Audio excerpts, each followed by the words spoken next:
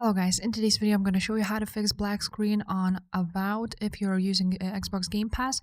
So first of all, you want to make sure that your windows are up to date, that your drivers are up to date, and you also want to check if there's any updates available on Xbox Game Pass too. If everything is up to date, you want to go ahead and click on these three dots, click Manage, then Files, then Browse. After that, go to Avowed and Content. And from here, you want to find a Avowed.exe file.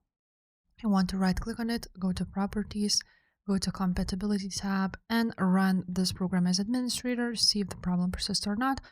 If the problem still persists, you want to also disable full screen optimizations, then click Apply and OK. Another thing to try out is go ahead and open up Credentials Manager. On Credentials Manager, you want to click Windows Credentials and then scroll almost to the bottom, and there you will see XBLGRTS device key. You want to go ahead and click Remove and remove it. Another thing to try out is go ahead and write down your game on the search bar here, and then right click on it and go to App Settings. On App Settings, you're going to scroll down until you will see Terminate, Reset, and Repair. So you want to go ahead and terminate it at first, and then you want to reset all the data and of course repair it. Now you also want to make sure that your Xbox account is the same as Microsoft Store account. You want to be logged in into the same account with the same email. Another thing to try out, and which usually works for a lot of people, is go to Services. On Services, you want to click X. And here you will see three things you need to run. So first of all would be Xbox Live Auth Manager. You want to go ahead, double click on it, and you want to make sure that the startup tab is automatic and the service status is running. If it's not running, click Start.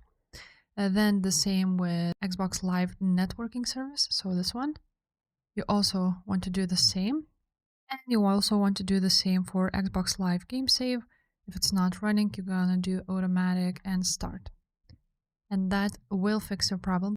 Now, the last thing to try out is open up Run, then write down % local update %. You're gonna open this up, and now you want to find Packages. You'll just scroll down until you see Packages folder, open it. Then you want to find Microsoft.Xbox Identity Provider. Open it, go to AC folder, and then Token Broker. And here you will see Accounts and Cache. You want to go ahead and delete both of these folders. If this video was helpful, guys, make sure to subscribe, and I will see you next time.